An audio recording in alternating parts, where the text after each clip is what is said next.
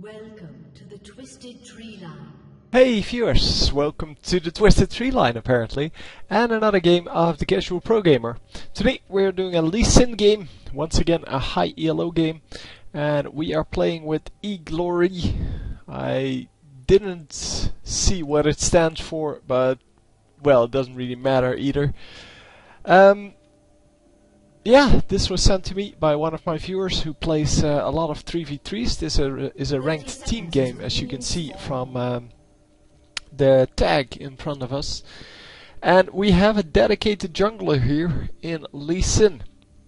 So dedicated junglers are not the way 3v3 is normally played, but it is definitely possible. Normally we see champions like this, especially Cho'Gath and Tryndamere are very popular here. Yeah, I learned something from the previous commentary. I saw them taking out this turret here, and then I thought they could take out the inhibitor, and indeed they could have, but apparently that is not the way you play 3v3. You wait until you can actually take down the Nexus, because if you take down the inhibitor, the enemy team can still farm, and that is not what you want. So they get a 1-for-1 trade here. They do get first blood, so that is excellent.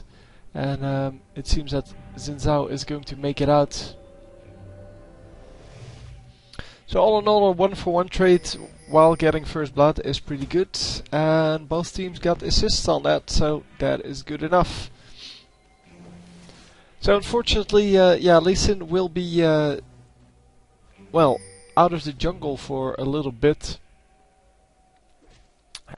Because he died, and Xin Zhao will be in lane at the same time that this Olaf is here.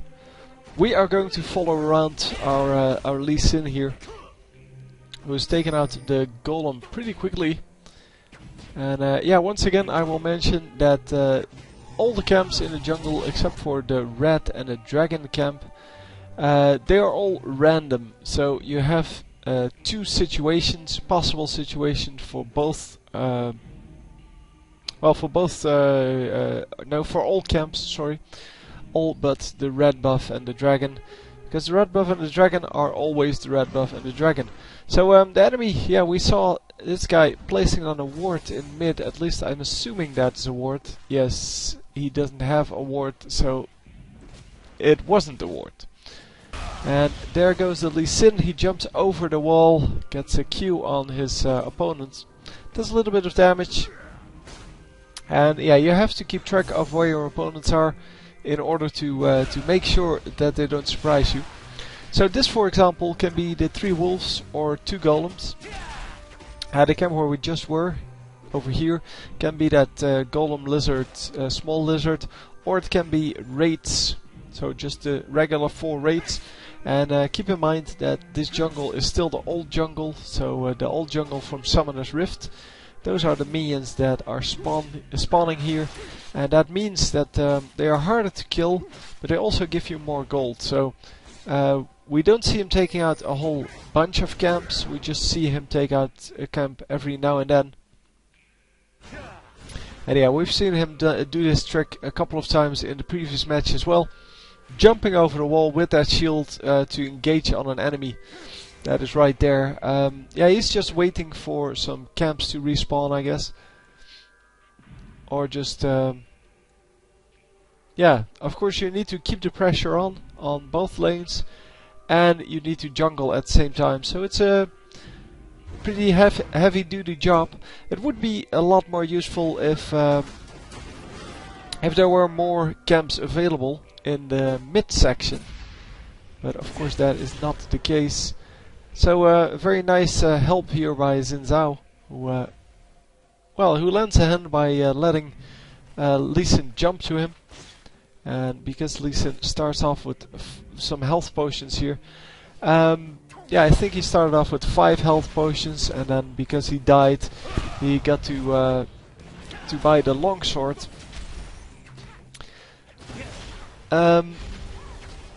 Yeah, all in all, it allows him to stay in even though he was pretty low and take out another camp.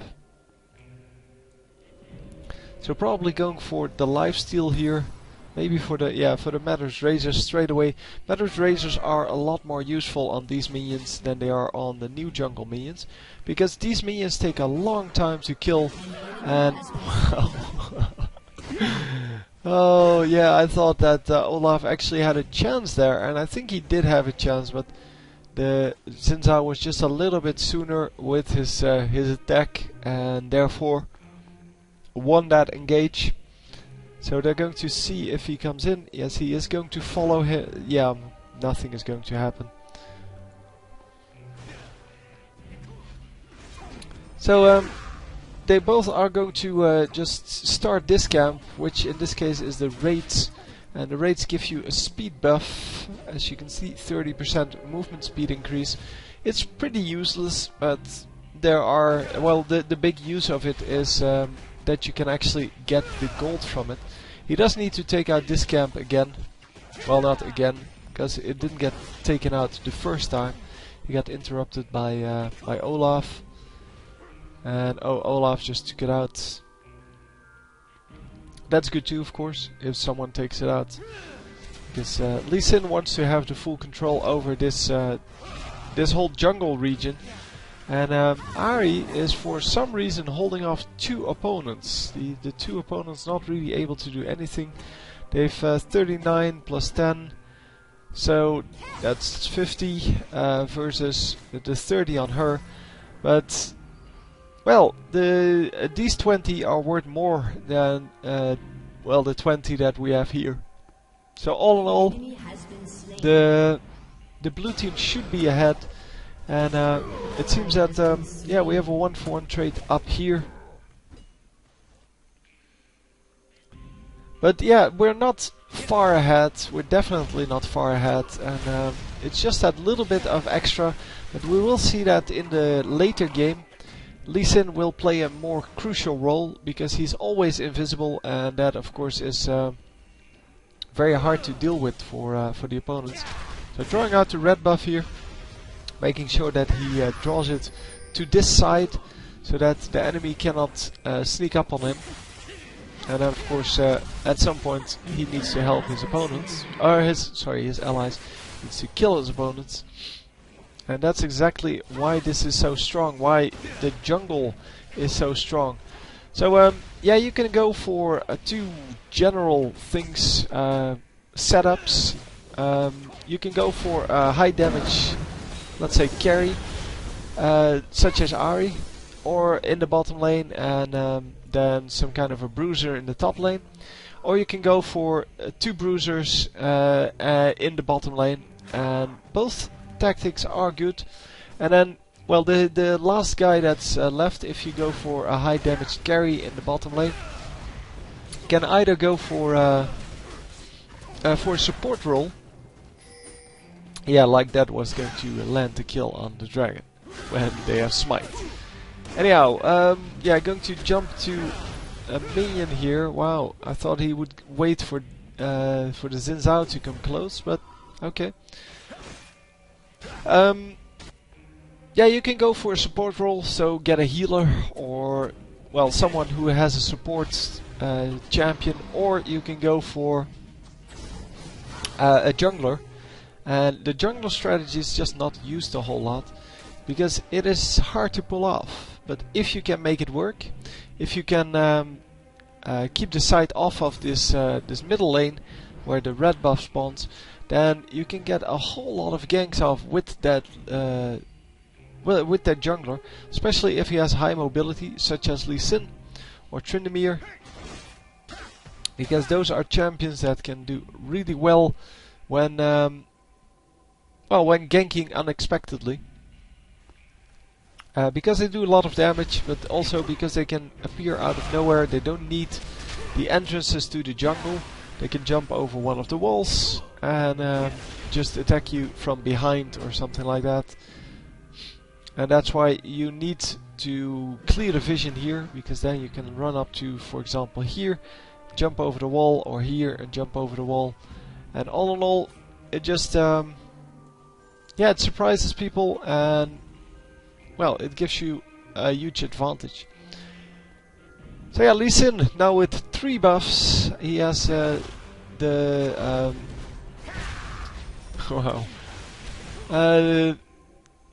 He has the dragon buff, the come on, what's it called? The rage buff, and the wolves buff. So all in all, a very good thing to have, and the combination of all 3 is of course very powerful.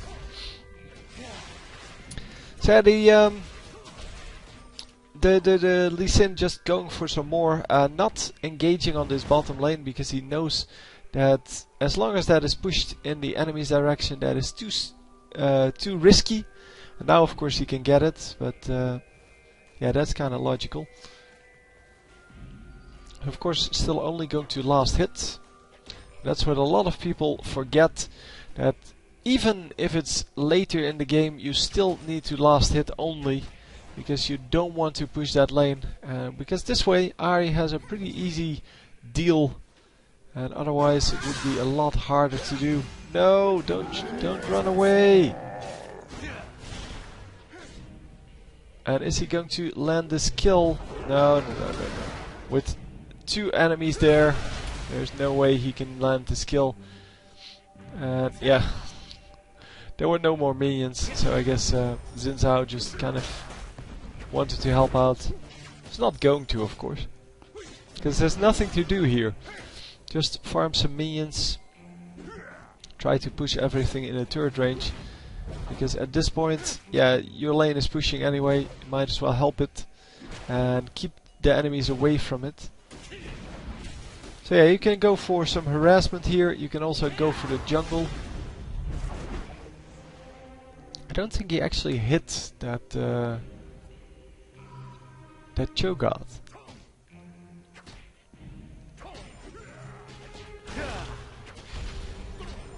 So yeah, if they hadn't pushed the lane here, so if this wave would have pushed up until here, they had a great chance of keeping this guy from farming. But now that is kind of not working out. So the 2 of them attempting to tower dive here, they do get the pretty easy kill. It's risky, but it worked out because they were, well, there were 2 of them. And now it is a 3 versus 2 here. They should be able to do this, assuming that they can actually reach this this Malphite. And oh, the ultimate from Cho'Gath actually getting the kill there. And no, Xin Zhao run out. What? Okay. So yeah, that was risky because it was in tower range, and of course Lee Sin was already very low. And yeah, that's about the whole story.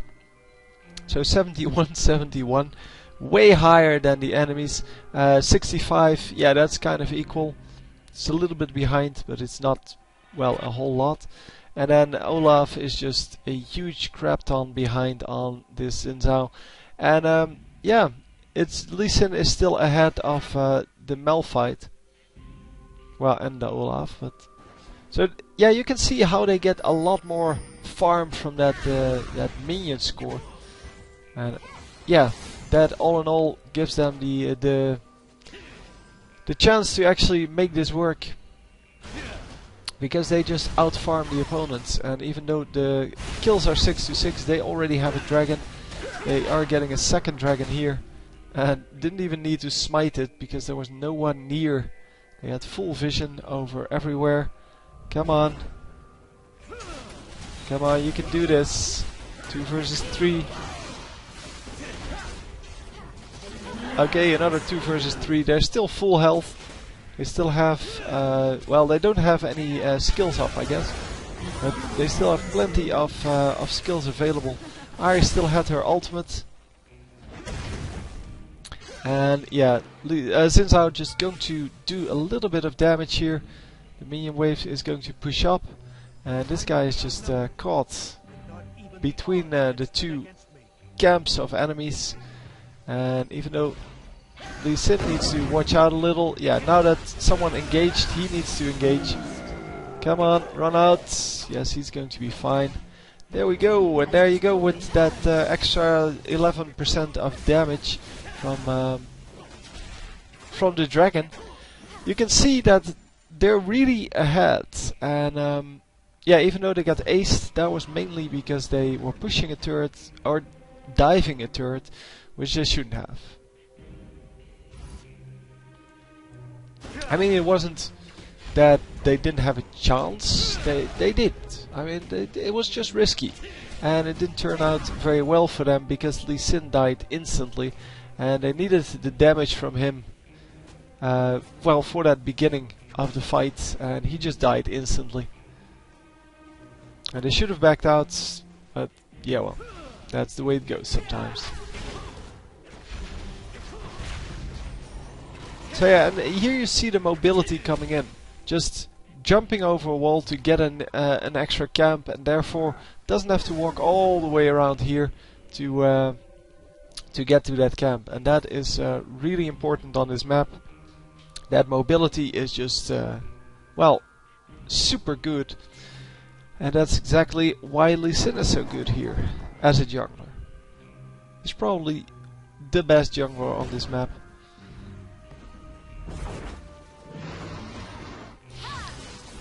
I guess Mundo would do very well here as well in the jungle.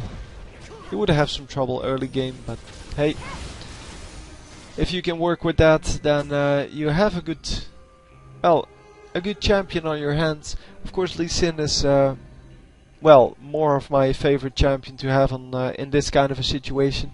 His ganks are way better than Mundo's ganks. Also, same with Tryndamere. His ganks are way better than Tryndamere's. But then again, Tryndamere has that unique ability to tower dive and, well, not get killed. Of course, after level 6. And they have several other junglers such as Nunu who are decent on this map. They're all not as good as Lee Sin, so.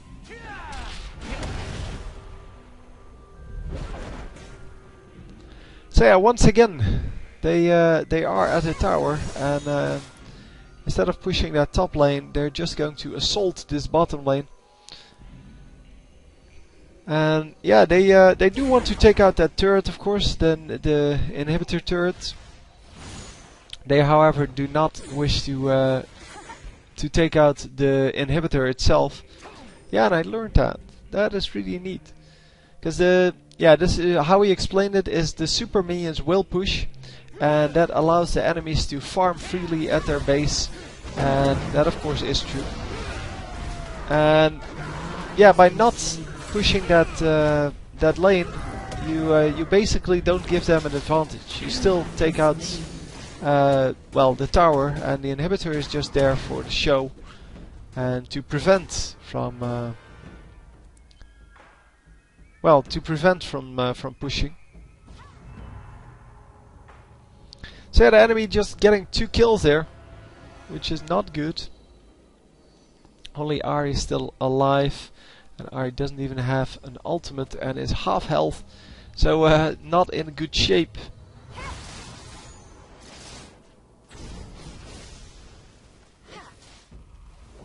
But yeah, she's just going to pick up some minions. I don't know where the enemies went to. I think they did this camp and then went back. Maybe they checked the dragon, but since dragon isn't up, and they should know dragon isn't up because they saw that the enemy team had that buff.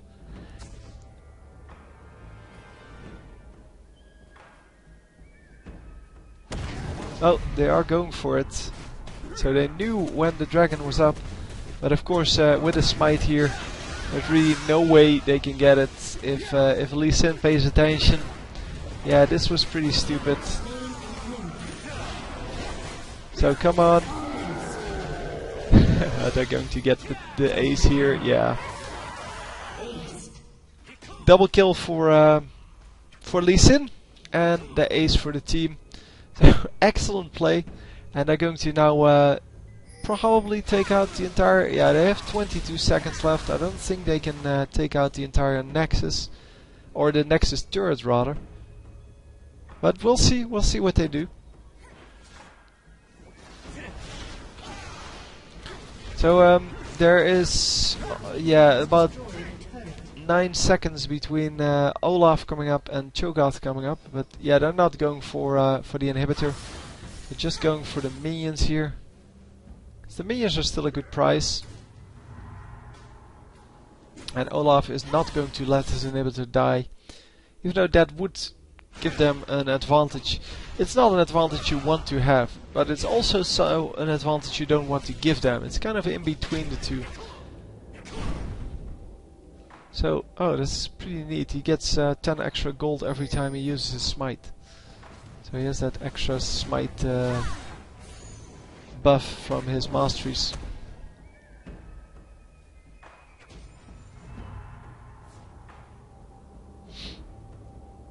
So yeah, once again they get the dragon, and once again they get an ace. And by now it should be pretty clear to the opponents that there's really no way to win this anymore.